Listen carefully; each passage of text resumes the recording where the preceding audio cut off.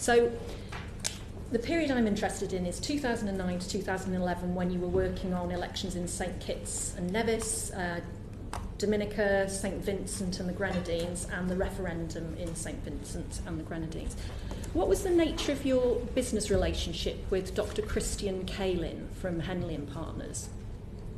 I was familiar with Christian Kalin because he had work in the Caribbean islands, some of those islands. I know he used to run a citizenship by investment program, certainly in St Kitts, and possibly in Dominica. I don't know about the other countries. Okay, so can you tell us a bit, what's this citizenship program?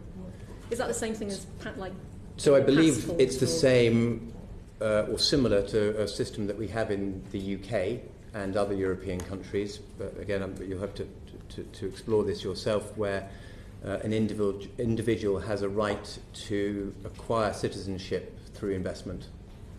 Right, and what about passports? Can you do that as well? Or? Well, again, I don't want to mislead the committee, but I believe that the citizenship can includes a passport. So you're basically making investment into the country, and I don't know what the nuance is in terms of how much time you have to live there and things like that. But so were you working with him when you were doing election work in the countries that I mentioned? Well, I was certainly knew Mr. Kalin. I've met with Mr. Kalin on numerous occasions when I was working in the countries, some of those countries that he was also involved in. He was obviously a colleague of some of our clients when we were both working for the government. So were you working with him?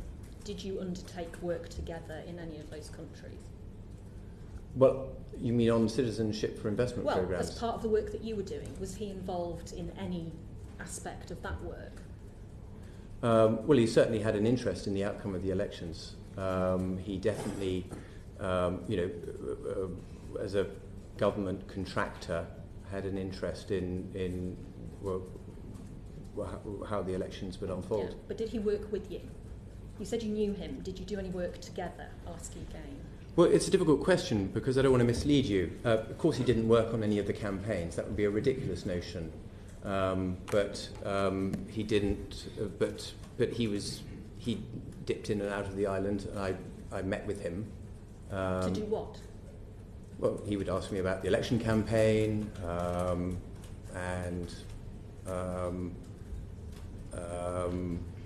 but we had a relationship. So you'd meet him, you'd talk about the election campaigns, you presumably told him how things were going for your clients. What was he was getting a benefit, what were you getting from that? What was the purpose of you meeting with him?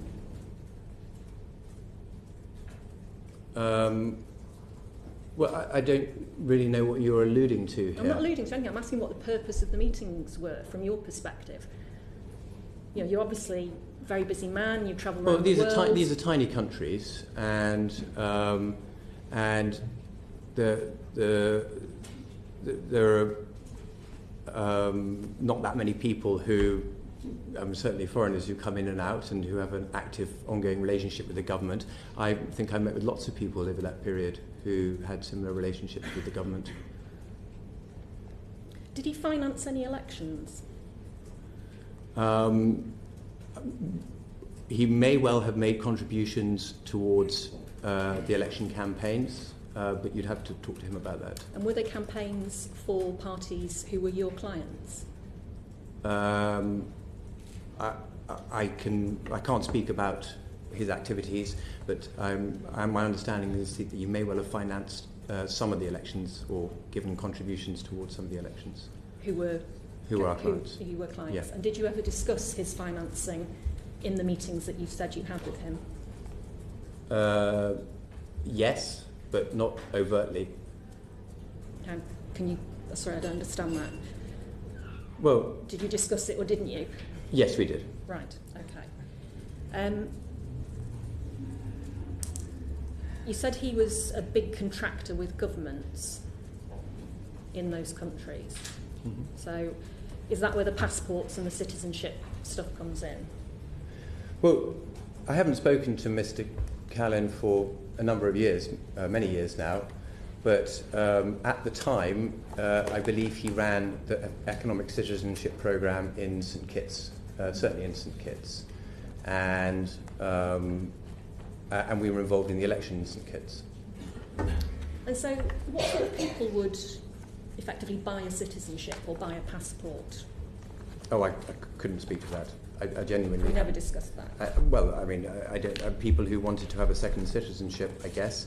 People who maybe were looking, and I'm speculating here, but maybe looking for a more beneficial tax regime.